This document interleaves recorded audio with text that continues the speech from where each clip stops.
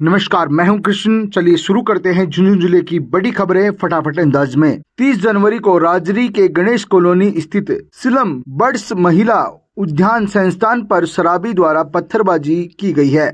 आक्रोशित व्यक्ति ने सादल आवाज से पत्थर फेंके हैं, जिससे संस्थान का साइन बोर्ड क्षतिग्रस्त हो गया है, जिसका सीसीटीवी फुटेज भी सामने आया है, जिसमें नशे में धुत व्यक्ति सड़क पर घूमता हुआ दिखाई दे रहा है, फिर पत्थरबाजी करना शुरू कर देता है। घटना सुबह 8:30 से 8:37 के बीच की बताई जा रही है। छात्र घर गए हुए थे। आसपास के लोग आक्रोशित हैं, क्योंकि पत्थर जहां गिरे हैं वहां कॉलोनी वासियों की गाड़ियां खड़ी रहती हैं। घटना को लेकर प्रशासन को भी सूचना दे दी गई है। झुंझुनू जिले के नवलगढ़ थाना क्षेत्र में एक छात्र कोचिंग जाने के दौरान रोडवेज बस के नीचे आ गया। ये घटना घूम चक्कर सर्किल के पास 9:45 की बताई जा रही है, जब अंकित सैनी उम्र 22 साल रोज की तरह बस का इंतजार कर रहा था। रोडवेज बस निर्धारित स्टॉप पर पहले रुक गई और फिर कंडक्टर बिना औपचारिकता के कुछ सवारियों को चढ़ा लिया। जैसे ही अंकित बस में चढ़ने वाला था, चालक ने लापरवाही से बस को झटका देकर चला दिया,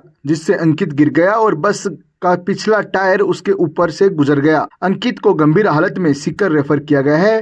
पुलिस मामले की जांच कर रही है। चिड़ावा के वार्ड नंबर 32 में चोरों ने एक बार फिर घर के बाहर संचालित किराना की दुकान में चोरी की वारदात को अंजाम दिया है। कृषि विभाग से सेवानिवृत्त अशोक कुमार ने बताया कि उन्होंने दुकान के दोनों दरवाजे बंद किए हुए थे, लेकिन आंगन में खुलने वाला दरवाजा खुला हुआ था। दुकान से लगभग 5,000 रुपए नगद, आटे की थैली, तेल की बोतल, बादाम का डिब्बा चोरी किया गया है। चोर शायद पीछे की दीवार से घर में घुसे थे। चिड़ावा पुलिस ने घटना की सूचना मिलने के बाद मौके पर पहुंची और जांच शुरू कर दी है। झुंझुनू रोड स्थित एमडी लिटिल फ्लावर स्कूल में खेल सप्ताह का आयोजन किया गया है। प्रतियोगिता का शुभारंभ स्कूल चेयरमैन सुनील कुमार डांगी और डायरेक्टर समित डांगी ने किया है। उन्होंने खेलों के महत्व पर जोर देते हुए बच्चों को खेल भावना से खेलने के लिए प्रेरित किया है।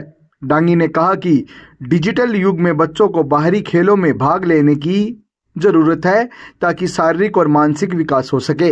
प्रधानाचार्य अंकित शर्मा ने सभी प्रतिभागियों को शपथ दिलाई। खेल सप्ताह में kabaddi, kho kho, volleyball, badminton, cricket जैसी प्रतियोगिताएं आयोजित हो रही हैं। स्टाफ सदस्य भी इस आयोजन के दौरान मौजूद रहे। केंद्रीय वित्त मंत्री निर्मला सीतारमण द्वारा प्रस्तुत किए गए बजट को कांग्रेस जिला अध्यक्ष दिनेश हुड्डा ने फ्लॉप शो बताया है।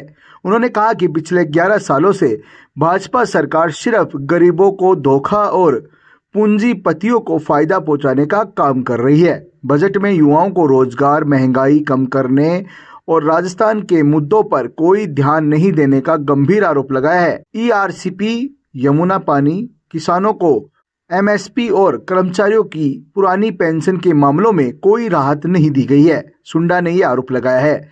सुंडा ने कहा है कि यह बजट सिर्फ बिहार चुनाव को ध्यान में रखते हुए पेश किया है। केंद्र सरकार का बजट है वो बड़ा ही निराशाजनक है।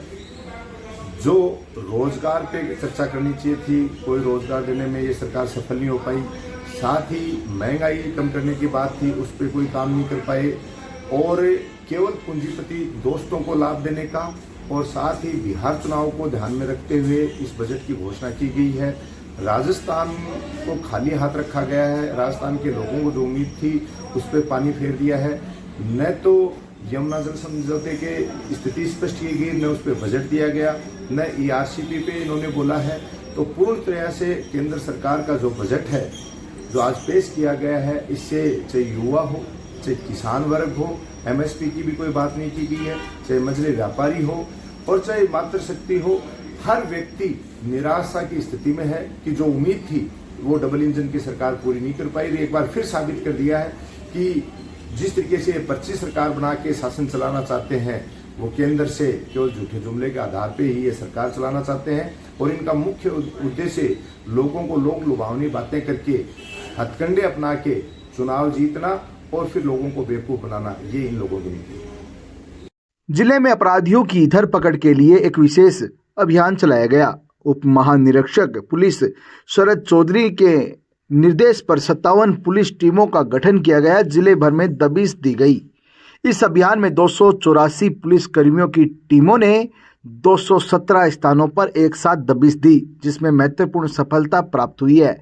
अभियान के दौरान स्थायी वारंटी, उद्घोषित अपराधियों की एक गिरफ्तारी, सामान्य मामलों में वांछित अपराधियों की 1 गिरफ्तारी और करीब 68 से 69 गिरफ्तारी अलग मामलों में की गई है। पुलिस ने अभियान के दौरान महत्वपूर्ण जानकारियां भी जमा की है। झुंझुनू जिला पुलिस ने अवैध गांजा तस्करी के मामले में बड़ी कार्रवाई की है। पुलिस ने उड़ीसा निवासी दास मांझी को गिरफ्तार किया है, जो रायगढ़ जिले से गांजा तस्करी में शामिल था।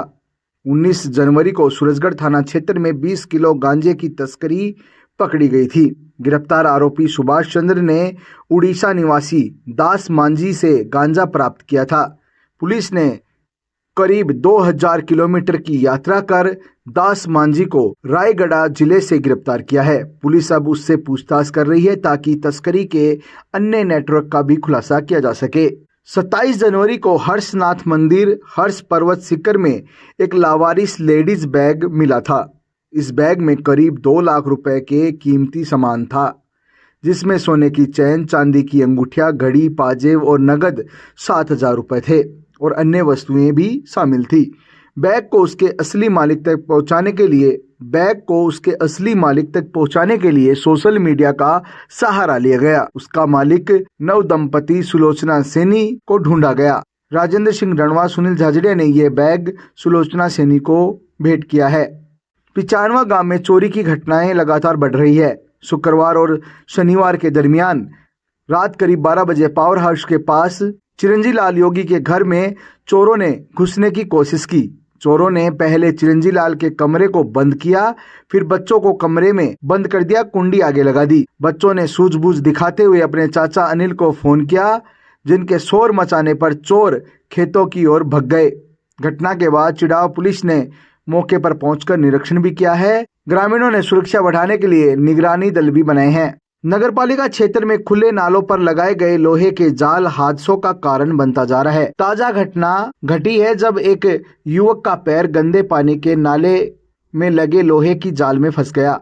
युवक को बाहर निकालने के लिए करीब 2 घंटे की कड़ी मशक्कत करनी पड़ी और अंततः लोहे की सरियों को काटकर उसे बाहर निकाला गया। इन लोहों के चेम्बरों के कारण नगर क्षेत्र में लगातार हादसे हो रहे हैं, लेकिन प्रशासन की ओर से कोई ठोस कदम नहीं उठाया जा रहा है। स्थानीय लोग इन जालों को हटाने और सुरक्षा का इंतजाम करने की मांग लगातार कर रहे हैं। जिले के गुड्डागोड़जी थाना इलाके के सरकारी स्कूल की छात्राओं से छेड़छाड़ के मामले में स्कूल के गेट के बाहर ग्रामीणों ने धरना प्रदर्शन किया है। स्कूल के सभी स्टाफ को तुरंत प्रभाव से हटाने की मांग की जा रही है। साथ ही दोनों टीचर्स के खिलाफ कड़ी से कड़ी कार्रवाई की मांग भी की गई है।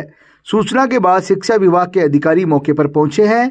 ग्रामीणों से समझाइश भी की गई है। ग्रामीणों का कहना है कि शर्मसार करने वाली घटना है। छात्राओं के साथ स्कूल में शिक्षक ही ऐसी घटनाएं कर रहे हैं तो फिर कहीं और क्या सुरक्षा मिलेगी। गौरतलब रहे कि शुक्रवार को कस्बे के सरकारी स्कूल के 2 टीचर्स पर छात्राओं से छेड़छाड़ का आरोप लगा था। छात्राओं ने अश्लील चैट करने का भी आरोप लगाया था। घटना के बारे में जैसे ही स्थानीय लोगों को जानकारी मिली तो बड़ी संख्या में स्कूल के बाहर जमा हो गए। आक्रोशित लोगों ने टीचर की पिटाई भी की थी। मामला बढ़ता देख दोनों टीचरों को एपीओ किया गया है। जिला कलेक्टर रामअवतार मीणा ने बताया कि गुड्डागोड़जी के बामलास के राजकीय उच्च माध्यमिक विद्यालय में 2 शिक्षकों द्वारा बालिकाओं के साथ अनुचित व्यवहार के मामले में एडीएम की अगुवाई में टीम का गठन किया गया है। 3 दिन में रिपोर्ट पेश की जाएगी। मुख्य जिला शिक्षा अधिकारी को भी जांच के आवश्यक निर्देश दिए गए हैं।